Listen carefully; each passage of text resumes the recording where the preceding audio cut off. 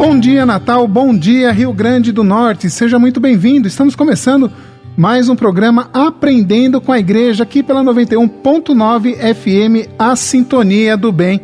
Hoje é domingo, dia 28 de abril de 2024, dia da educação. E essa também agora vai ser uma boa oportunidade para que possamos aprender mais sobre um tema que foi muito falado nos últimos dias.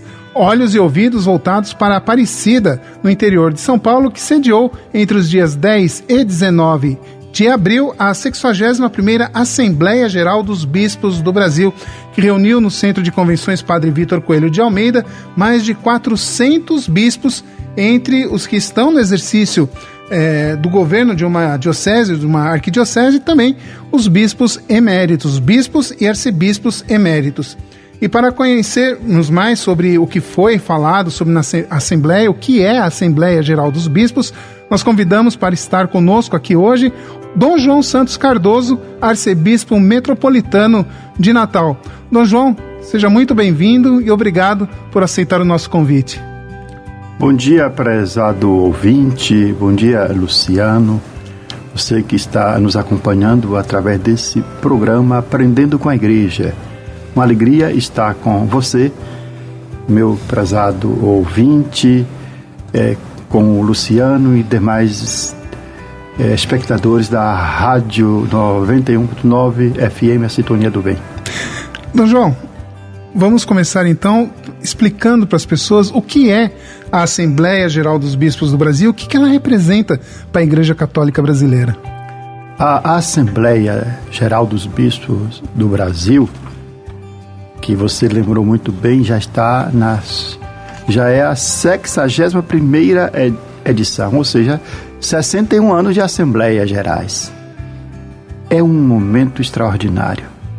É um espaço de comunhão entre os bispos, entre as nossas igrejas. É um espaço de sinodalidade, porque ali nós justamente refletimos as grandes questões pastorais que desafiam a missão evangelizadora da Igreja no Brasil. E por isso uma assembleia, ela é demorada 10 dias, uma infinidade de temas que nós discutimos. E traçamos também propostas evangelizadoras, diretrizes que possam orientar a missão de cada bispo na sua realidade local, de modo que assim a Igreja no Brasil possa caminhar na comunhão, em espírito de sinodalidade, anunciando o reino de Deus. João, esse ano foram 3 temas principais discutidos na Assembleia: o Sínodo dos Bispos, o Jubileu 2025 e a Juventude. Conta um pouquinho pra gente, em diretrizes gerais, o que foi discutido sobre esses 3 temas. Veja bem, nós tivemos 27 sessões e tratamos diversos assuntos. Entre esses assuntos, nós tratamos o tema das diretrizes. As diretrizes gerais serão aprovadas no próximo ano. Tivemos o primeiro contato com as diretrizes que serão aprovadas no próximo ano. E o método utilizado foi chamado da escuta espiritual. O método que o Papa Francisco está utilizando no Sínodo. Em que consiste esse método? Esse método é chamado de escuta espiritual porque é uma escuta do outro e uma escuta do Espírito Santo. Primeira da parte do método se parte de uma oração e da questão que emerge, que requer a nossa atenção, a nossa reflexão, a nossa escuta.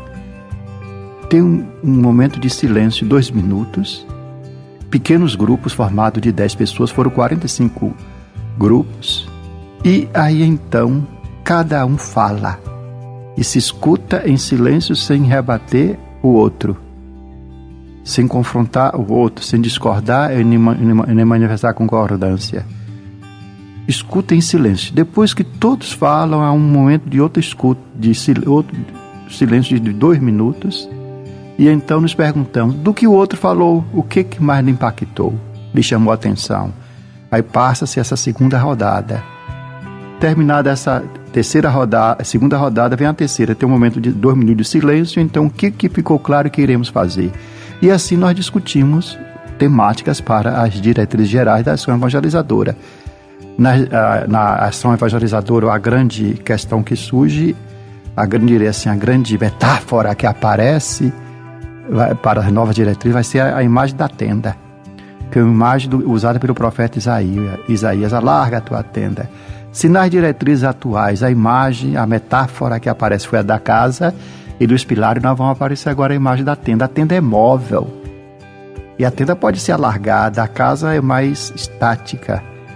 E a tenda, ela acompanha a caminhada do povo e é capaz de incluir, na medida que a gente pode alargar a tenda, esticar as estacas, esticar as lonas, estender as estacas para um perímetro ainda maior, de modo que a metáfora da tenda vai sobressair. E a partir dessa metáfora, os grandes temas serão discutidos, do acolhimento, que é fundamental, e o tema da sinodalidade que vai aparecer, o tema da diocesanidade, o senso de pertença, e as grandes questões que desafiam a evangelização da igreja no Brasil hoje, como a pastoral urbana, as novas mídias de comunicação, como a inteligência artificial.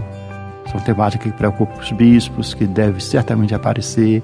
A necessidade já tem aparecido de uma pastoral mais personalizada, com base no acolhimento, as pequenas comunidades, onde se possa fazer a experiência da comunidade, de ser comunidade e de ser igreja. E emergirá essa questão da pastoral da juventude, ou a evangelização da juventude, de modo que a partir desse método foi feita essa escuta. E essa escuta vai oferecer elementos para poder fazer uma versão do texto base, e certamente no próximo ano nós já estaremos aprovando o texto das diretrizes para o quadriênio de 25 a 2029 na Igreja no Brasil, praticamente até 2030. Então, João, o tema da Assembleia, ele é preparado muito tempo antes de acontecer a Assembleia. Como que é feita essa preparação e como que são escolhidos os temas? A CNBB tem um organismo chamado Conselho Permanente. Esse Conselho Permanente reúne periodicamente lá em Brasília, e há também reuniões através de videoconferência. E então, no Conselho Permanente, a Assembleia vai sendo preparada lentamente. E tem as diversas comissões episcopais da CNBB. Comissão para a Juventude, para a Família, da Doutrina da Fé, a Comissão da Comunicação, ou seja, as temáticas das diversas comissões da CNBB, elas acabam também convergindo para a Assembleia, já que as diversas comissões estão também no dia a dia trabalhando as suas grandes questões.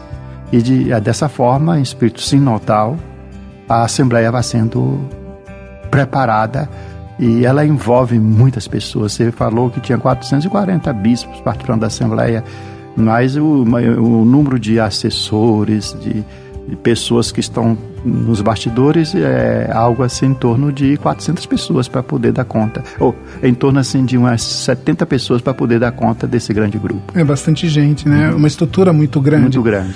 Agora, Dom João, a Assembleia também é um momento, é uma oportunidade para os bispos trocarem experiências entre si e comentarem a respeito de como anda a evangelização em suas dioceses, em suas arquidioceses. Como que o senhor sente hoje, depois de participar dessa Assembleia, como está a igreja no Brasil hoje? Nós podemos falar assim que a igreja no Brasil há muitos sinais de esperança. Imagine, é o protagonismo do laicato. Imaginemos que nós temos diversas comunidades no Brasil que não têm a missa dominical. E essas comunidades, no domingo, não ficam fechadas. Elas se abrem e celebram a palavra através do ministério dos fiéis leigos e leigas. Então, isso é um dado. Nós temos uma igreja que há um forte protagonismo do nosso laicato. Os sujeitos da evangelização se dedicam, de fato, à nossa evangelização. pensarmos nos leigos, consagrados, também os sacerdotes. Então, assim, isso é um grande sinal de esperança. Temos desafios, mas temos também muitos sujeitos motivados e, graças a Deus, com o protagonismo dos fiéis leigos, chegamos naqueles lugares mais remotos, de modo que assim a igreja se faz presente em diversas, da Amazônia ao litoral, de uma grande cidade a uma pequena comunidade do interior desse imenso país. A igreja lá se faz presente. Agora nós temos sim desafios hoje. O senso de pertença muitas vezes tem diminuído, esse senso de pertencer a uma igreja. E esse é um fenômeno da sociedade moderna. O individualismo leva a isto. A gente às vezes não se sente pertencendo àquela igreja. E o individualismo muitas vezes faz com que nós, cada um, de certa forma, viva uma determinada experiência, mas sem estar essa experiência na grande comunhão com uma experiência local de igreja. Então, sim, é um desafio. As mídias sociais nos trouxeram uma grande vantagem. E agora nós estamos utilizando dessa vantagem, nos comunicando com o nosso povo, não somente através do programa que é transmitido na rádio, mas depois lá no YouTube as pessoas vão ter acesso. Não tem dúvida com uma grande mensagem, uma grande vantagem, mas também nós temos desafios que colocam em risco a comunhão, na medida que dilui o senso de pertença, de pertencimento. E muitas vezes, quando também determinadas situações feitas em oposição até às vezes com a própria hierarquia, com o próprio magistério da igreja ou do Santo Padre. Então nós estamos no desafio da inteligência artificial, todo o problema ético que isso também demanda. Temos uma imensa possibilidade para a evangelização, mas nós encaramos com esses grandes desafios. Por isso que na temática das diretrizes vai soar muito forte o tema da diocesanidade, do senso de pertença, como também o da sinodalidade. Dom João, aproveitando esse gancho que o senhor comentou, e o senhor comentou um pouquinho antes, essa questão da pastoral urbana, entra também, né, a pastoral urbana para fazer com que a igreja realmente ela se movimente mais e ela se torne, então, cada vez mais efetiva e mais participante. Sim, porque a população do Brasil hoje, ela é urbana. O nosso país, com a Revolução Industrial e também o pós-guerra, fez com que houvesse uma grande migração do campo para a cidade. Se nos anos 40 80% morava no campo, da população hoje é o inverso. 80% estão nas cidades. E não é o fato só de estar na cidade, tem a cultura urbana, e essa cultura urbana atinge todos os rincões, mesmo quem está isolado, porque hoje a comunicação nos faz todos estarem interconectados em tempo inteiro. Então, partilhamos de uma mentalidade também comum, que é essa mentalidade urbana, essa mentalidade moderna, pós-moderna, marcada por algumas, e elas têm algumas características, né? O acento ao sujeito, ao indivíduo, à pessoa, ela tem essa característica, né? Quer dizer, a comunidade, ela vai sendo, o senso de pertença à comunidade, ela é diluída e enfraquecida, porque realmente no contexto mais urbano, mais rural, o senso de pertença à comunidade é muito mais forte, até porque as coisas parecem que mudam muito lentamente. Então a família, a comunidade, ela tem uma influência enorme sobre o indivíduo, mas numa mentalidade mais rural, pré-urbana. Mas numa mentalidade urbana não, aflora o indivíduo. Você hoje imagina, por exemplo, o indivíduo ele pode viver numa cidade morando sozinho. Isso lhe permite, porque tem todos os serviços também nessa perspectiva. O iFood que você em casa não precisa nem cozinhar, pede, chega. Quer dizer, é todo um serviço montado para um indivíduo também. Então, o acento hoje torna-se um indivíduo, e todas as questões mais pessoais, mais subjetivas, que devemos levar em consideração também na nossa pastoral. E na cidade tem, de um lado, tem o assento no indivíduo, mas também o grande drama do anonimato, da solidão. E tudo isso exige ao mesmo tempo o sentido do encontro, a busca do encontro, da comunidade. E por isso que a pastoral tem também esse grande desafio de oferecer esses espaços para o encontro pessoal, de oferecer esse espaço da escuta pessoal, de oferecer esses espaços, né, de convivência, de celebração, de modo que a gente, de um lado, possa estarmos atentos às necessidades subjetivas da pessoa, do indivíduo, mas também não desaparecem a necessidade do encontro e da comunidade. Tá certo. Dom João, a gente precisa ir para um pequeno intervalo e daqui a pouquinho então a gente volta com Aprendendo com a Igreja hoje com Dom João Santos Cardoso comentando sobre os resultados da Assembleia Geral dos Bispos do Brasil que aconteceu em Aparecida, em São Paulo. Aprendendo com a Igreja faz um pequeno intervalo e volta já.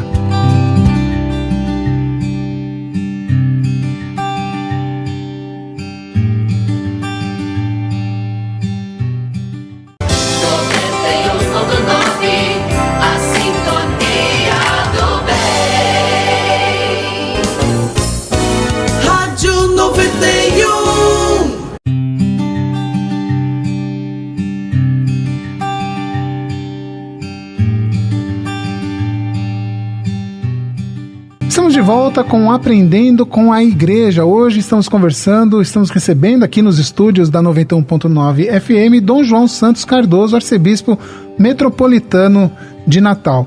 Dom João, um dos temas que foi debatido na Assembleia foi justamente o Sínodo dos Bispos. O que foi debatido, o que foi discutido sobre este tema? Preciso lembrarmos que o Sínodo está em andamento. E o Sínodo, a preparação do Sínodo vem desde 2022. Nós começamos a preparação do Sínodo, logo depois ali da pandemia.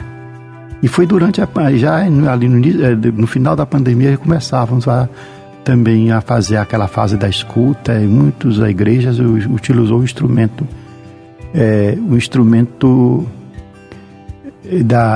de videoconferência, usou instrumentos também da consulta digital. E muitas pessoas tiveram oportunidade também de dar sua contribuição através da consulta digital. Já houve a primeira realização da Assembleia. Dessa fase foi possível elaborar um instrumento de trabalho, reunindo as contribuições do mundo inteiro. É o Sínodo sobre a Igreja. Vai ver que é o primeiro sínodo que é sobre a Igreja. E resultou na Assembleia Sinodal de Roma, no ano passado, que alguns representantes do nosso país lá estiveram também presentes. E agora tem a nova Assembleia desse ano que vai ocorrer. E o Sínodo tem sido assim, um momento de rico, muito rico na nossa igreja, né? Porque tem mostrado cada vez mais que a sinodalidade não é apenas um método, não se trata de mais, é o estilo, o modo de ser igreja. A igreja é sinodal, é assembleia. A igreja foi sempre marcada pela escuta do Espírito Santo, a escuta de uns dos outros na comunidade cristã e a tomada de decisões de forma conjunta. Com o Concílio Vaticano II, a sinodalidade cresceu muito em nossas igrejas. Os instrumentos foram abertos de sinodalidade com o Concílio Vaticano II, como os conselhos, e o diocesano, conselho de pastoral, conselho presbiteral, colégio de consultores, sínodo diocesano, assembleia diocesana, nível paroquial também, conselho de pastoral, conselho de assuntos econômicos, de modo que a igreja, o estilo dela ser é sinodal. O ministério do bispo não é um ministério isolado, é sempre colegial, a diocese é confiada ao bispo com seu presbitério. Assim também um padre numa paróquia, ele não decide tudo sozinho, ele decide com seus fiéis leigos. E é no espírito de sinodalidade que nós crescemos. De modo que o sínodo está sendo essa experiência rica, porque tem usado como método da conversação espiritual tem permitido ressoar os grandes temas e os grandes problemas e desafios que a igreja hoje experimenta no mundo e que necessita também de uma resposta. Assim nós estamos caminhando para agora a segunda fase do sínodo, que é a segunda assembleia, que deve ser realizada no mês de outubro desse ano. João, e agora também um outro tema que foi debatido e discutido bastante foi o jubileu. Como que vai ser essa preparação para o jubileu? E a gente já vive o início dele, que é justamente esse ano da oração, e o ano jubilar, que é 2025. O que foi discutido? O que a gente pode começar a pensar para o ano que vem? Você lembrou muito bem. O jubileu nós já começamos. Desde o ano passado, a proposta era fazer a releitura das constituições do Concílio Vaticano II. O jubileu que celebra esses primeiros 25 anos do nosso milênio. E este ano marcada pela oração. E o próximo, o jubileu, acontece propriamente. Então, o ano jubilar peregrino da esperança, ele surge assim como uma celebração que é inspirada no conceito bíblico do jubileu. As Sagradas Escrituras traz sempre a experiência do jubileu, que era celebrada a cada 50 anos. Né? O jubileu é um momento assim, de refazer a vida, de povo de Deus de refazer a sua história. Era momento também da reconciliação, de modo que no ano jubilar as dívidas das pessoas eram anistiadas, quem tinha caído na prisão era libertado, quem caído na escravidão igualmente, quem havia perdido propriedade voltava para os seus descendentes. Então o ano jubilar é um ano de reconciliação, é um ano de graça.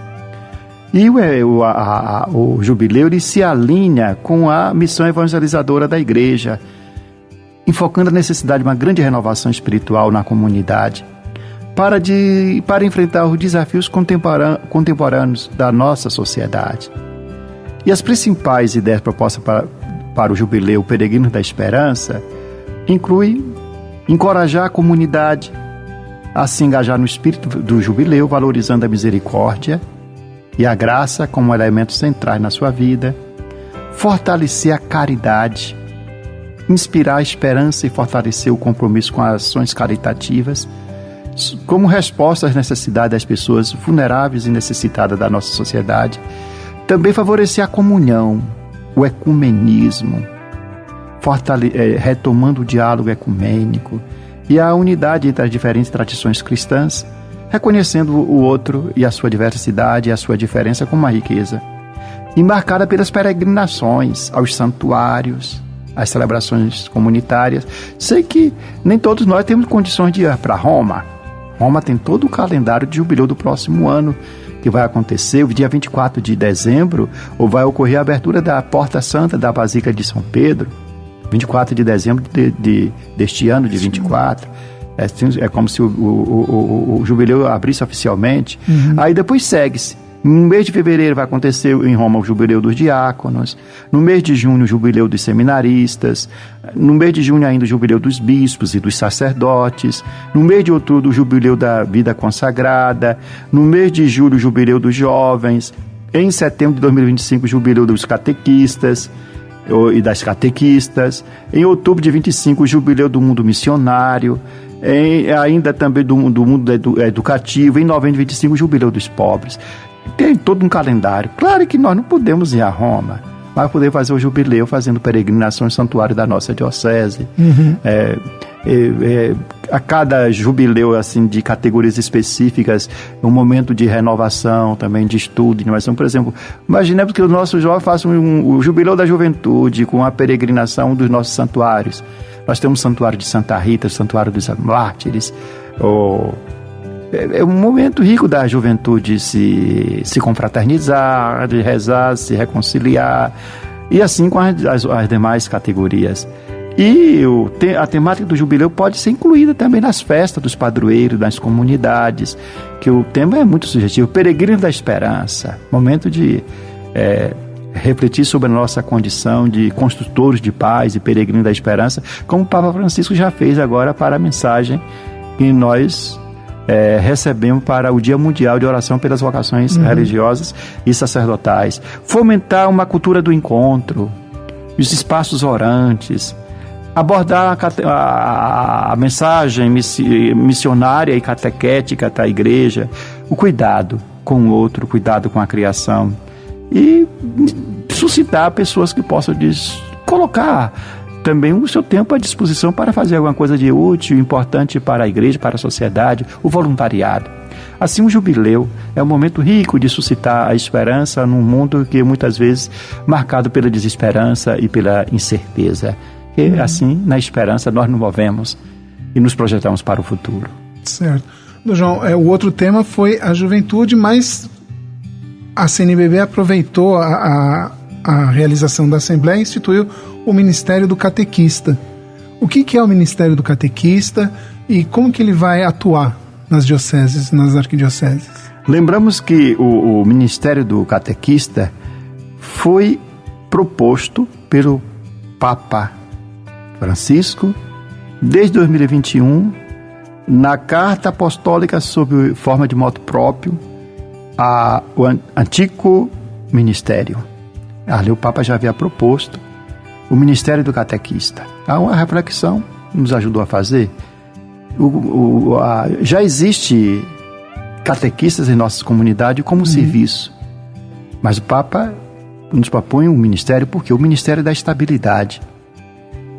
Uma pessoa que recebe o ministério de ser catequista na comunidade, isso não é para uma experiência passageira. É um ministério que tem, no mínimo, tem que ter uma estabilidade de 5 anos. Mas quando se fala de ministério, é algo que se tem estabilidade na comunidade. Para receber o ministério do catequista, é fundamental também a preparação, né, que forme pessoas que já na comunidade, mulheres e homens, né, jovens e adultos, que já são identificados com a transmissão da fé, dá a devida preparação a essa pessoa, porque esse ministério é importante. Observe que o catequista, ele lida com a transmissão da fé para as nossas crianças, os nossos jovens e a iniciação de adultos. Então tem que ser pessoas realmente muito afinadas com a igreja, em profunda comunhão com a igreja, conhecedora da doutrina da igreja, de modo que possam transmitir não suas ideias e opiniões e suas ideologias, mas realmente transmitir a nossa fé, transmitir a doutrina, de acordo com aquilo que a nossa igreja ensina no seu catecismo. Por isso, esse ministério é de suma importância, porque é preciso formar na fé. Nós precisamos, o mundo cada vez mais cobra de nós dar razões da nossa fé. Precisamos ter leigos bem formados. E essa formação começa desde a infância.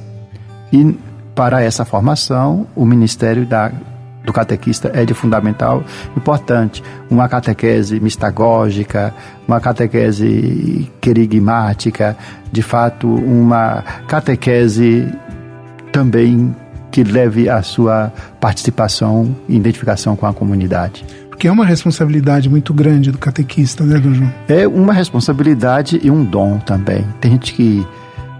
Eu conheço muitas pessoas que começaram a ser catequistas quase de criança. E estão já na terceira idade, mas ainda experimentando uma grande alegria de ser catequista na sua comunidade. É de fato uma responsabilidade, porque está lidando com a formação das pessoas, com a transmissão da fé, mas é um ministério que traz grande alegria para as pessoas e esperamos que possa suscitar pessoas que queiram assumir esse ministério na igreja. Não assumir durante um ano não, mas de forma estável, durante um período, e ter a formação necessária para nos ajudar justamente na formação dos nossos fiéis, na transmissão da fé. Tá certo. Dom João, a gente precisa ir para mais um pequeno intervalo e a gente volta daqui a pouquinho com Aprendendo com a Igreja hoje com Dom João Santos Cardoso. Até já!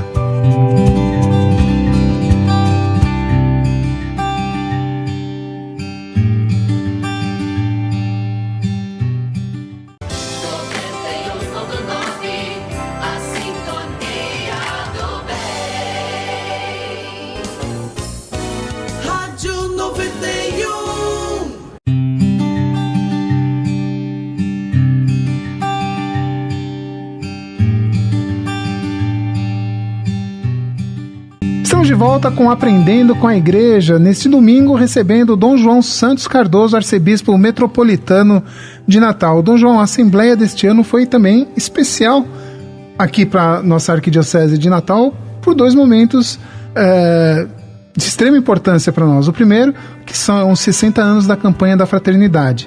O que se falou sobre a campanha da fraternidade e o que a gente está preparando agora para esses próximos dias depois da assembleia? Você lembrou muito bem que foi uma assembleia rica para a nossa arquidiocese. Nos 60 anos da campanha, a grande memória foi ligar os 60 anos da campanha a nível nacional à sua origem. E a campanha surgiu na Igreja de Natal, na Arquidiocese de Natal, com o movimento de Natal, e trouxe frutos excelentes para todo o Brasil, nos motivando à fraternidade, à solidariedade, mostrando que nós podemos fazer alguma coisa para ajudar o outro. E repercutiu o evento que nós realizamos ontem, o Trem da Fraternidade, lá na Assembleia, foi citado, que realizamos ontem com grande sucesso. E assim nós possamos cada vez mais participar desse trem da fraternidade, levando a fraternidade por onde nós passarmos.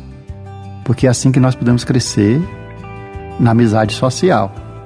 Quando nós nos reconhecemos irmãos entre nós, irmãos que se ajudam, irmãos que se preocupam com o outro, especialmente em situações de dificuldade, em situações de vulnerabilidade. Esse foi o grande momento que a Assembleia teve uma relação profunda com a nossa igreja. O outro foi a escolha, o anúncio que foi feito do Monsenhor Valdir Cândido como reitor do Pontifício Colégio Pio Brasileiro de Roma. É uma escolha extremamente criteriosa, porque várias pessoas são consultadas antes da escolha, para ver se a pessoa é idônea, se tem as habilidades, as capacidades, né, de assumir uma missão tão importante como é a do Pio Brasileiro. Tem mais de 100 o Pio Brasileiro tem a média 100 padres anualmente que estão em Roma, morando no Pio Brasileiro, fazendo diversas especializações nas faculdades romanas em diversas áreas. O Pio Brasileiro é de uma grande importância para o Brasil e oferece sujeitos qualificados para a evangelização do Brasil. Vários bispos do Brasil estudaram no Pio Brasileiro. De modo que a escolha do Monsenhor Valdir é um reconhecimento, de um lado, das capacidades dele. Eu me alegro, que é uma pessoa que tem muitos dons e talentos, e de outro lado, também uma valorização da nossa igreja. Reconhece quanto essa igreja nós temos de riqueza, que agora estamos contribuindo com a igreja do Brasil todo. E de fato nós dispomos de excelentes quadros na igreja de Natal. Nós devemos valorizar os nossos quadros, leigos e sacerdotes, nos amar, porque nós podemos fazer ainda muito bem. Agora eu lamento profundamente, foi uma grande perda.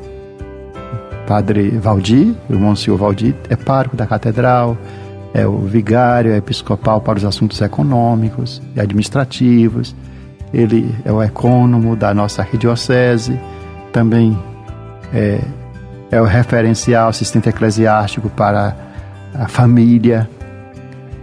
E é uma grande perda. Mas são perdas que fazemos e aceitamos fazer, considerando o bem maior que isso possa trazer.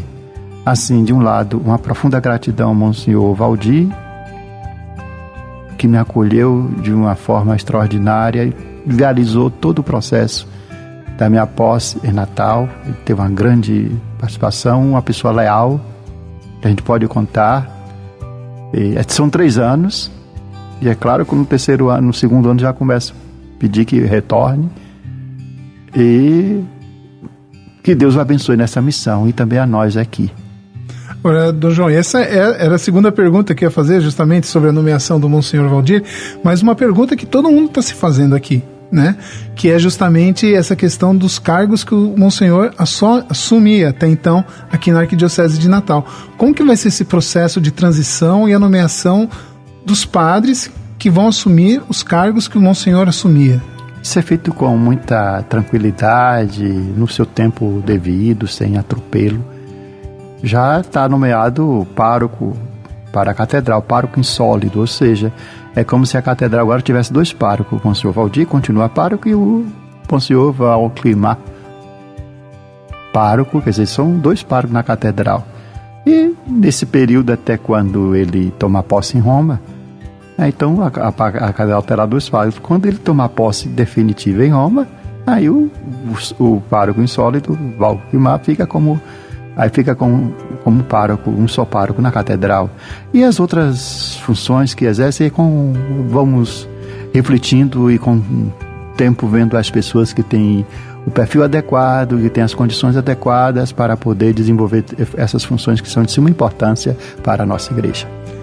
Dom João, hoje à noite, logo mais às 6 horas, vai ter a instalação do Tribunal Eclesiástico para a causa da beatificação e canonização do Padre João Maria. Como que o senhor está acompanhando esse processo, que é um processo importante para a história de Natal? Sem dúvida. Padre João Maria é o grande santo desta igreja. Um grande referencial para redefinir a identidade do presbítero. E não é toda a igreja que tem santo. E a igreja de Natal tem. A beatificação do Padre José Maria foi sentida logo após a sua morte. E já em 1950 já houve um movimento, logo após a morte do Padre João Maria, houve um movimento para a sua beatificação, mas é claro, um movimento espontâneo, sem as formalidades exigidas. Em 1950 se deram alguns passos para isso. E agora nós estamos retomando. Na comissão histórica, um papel importante do professor Rodrigues, fez um trabalho de levantamento histórico, conseguiu reunir documentos fundamentais que mostram assim, o valor histórico do Padre João Maria. O postulador é o Frei Josiel, que tem grande experiência, é um capuchinho que mora em Recife, agora vai morar em Roma, porque ele está também com outros processos de beatificação, como do Frei Damião, do Dom Helder, da irmã Maria José, aqui de Ceará Mirim, né? E o vice-postulador cônego José Mário, graças ao trabalho dele, que vai sendo possível instalar agora o tribunal. De modo que eu convido quem está nos assistindo aí hoje às 18 horas, na Igreja Nossa Senhora de Lourdes. Primeiro vai ser o cerimonial de instalação do tribunal e às 19 horas a celebração da Eucaristia, nesse momento tão importante em que nós justamente agradecemos a Deus por nos conceder pessoas como o Padre João Maria, que continuam nos inspirando a fazer o bem, a fazer a caridade, a exercer o nosso ministério sacerdotal em santidade. A instalação hoje começa com a fase diocesana do processo de beatificação, ou seja, serão reunidos todos os documentos que já foram levantados, novos testemunhos, e aí então se dá continuidade em Roma. É oficializar o que já está pronto para poder ser encaminhado para Roma.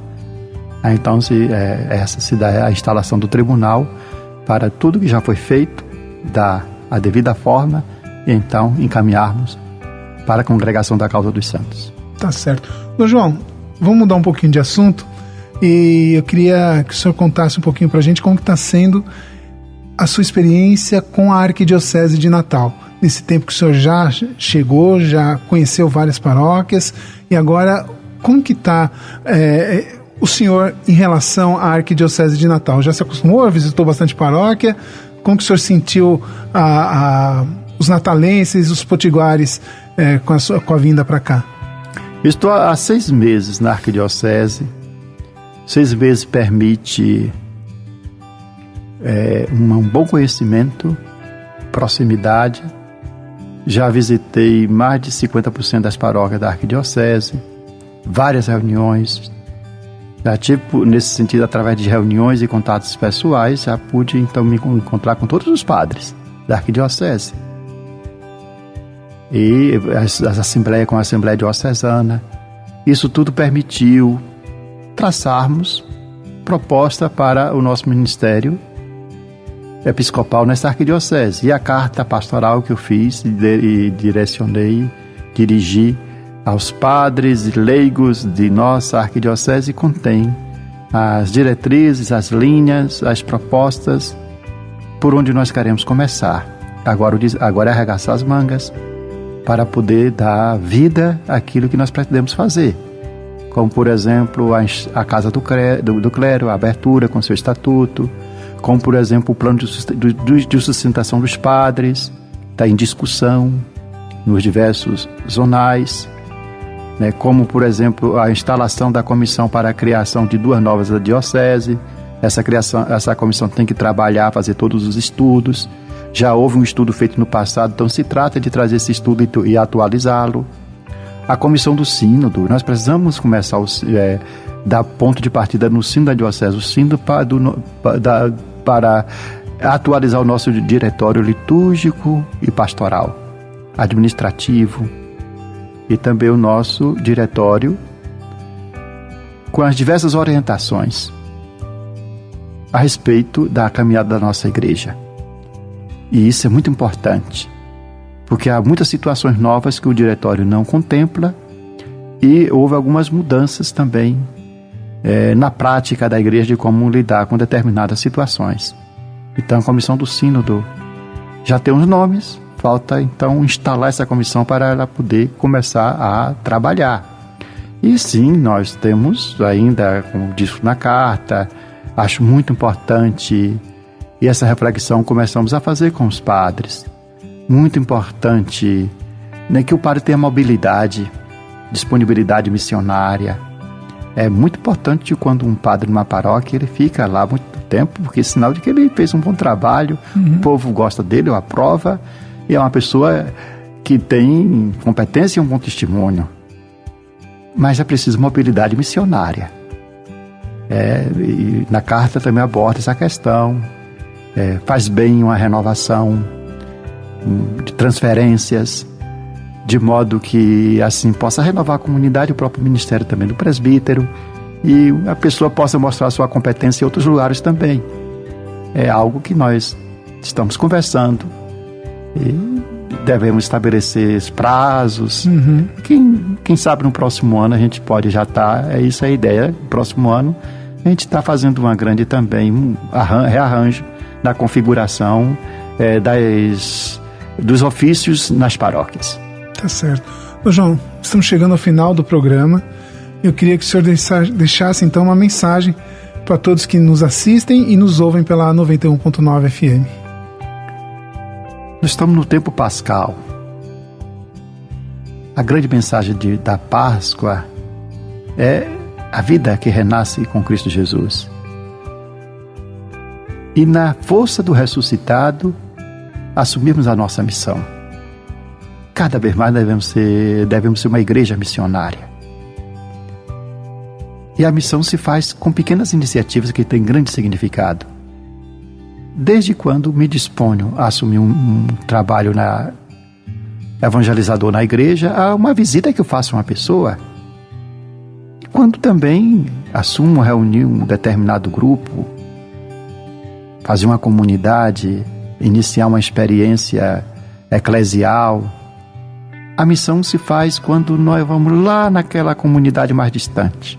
Vamos na periferia, visitamos a quem está distanciado, esquecido, quem se sente só, de modo que nós podemos cada vez mais estar incluindo as pessoas, possamos estar cada vez mais incluindo as pessoas nessa grande caminhada do reino de Deus. O Cristo ressuscitado nos impulsiona para a missão. Quando nosso Senhor aparece às mulheres, a primeira ordem é a missão. Vão anunciar aos apóstolos. Digam que vão lá para a Galileia. E elas fazem isso.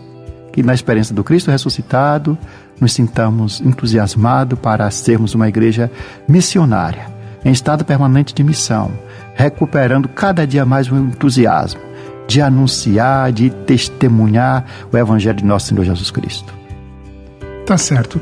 Dom João, muito, muito obrigado pelo senhor ter vindo aqui hoje, falar, explicar e contar sobre a Assembleia, os bispos, as novidades para a Arquidiocese de Natal, e desejamos, né, que em breve o tenhamos novamente aqui no programa. O Aprendendo com a Igreja vai ficando por aqui, agradecendo a sua participação, a sua presença, a sua audiência aqui no 91.9 FM. Você continua ligado aqui com a gente, que daqui a pouquinho começa a missa transmitida ao vivo da Catedral Metropolitana de Natal. O Aprendendo com a Igreja fica por aqui e nós voltamos no próximo domingo a partir das 10 horas da manhã. Tenham todos um bom domingo, um bom final de semana e até lá!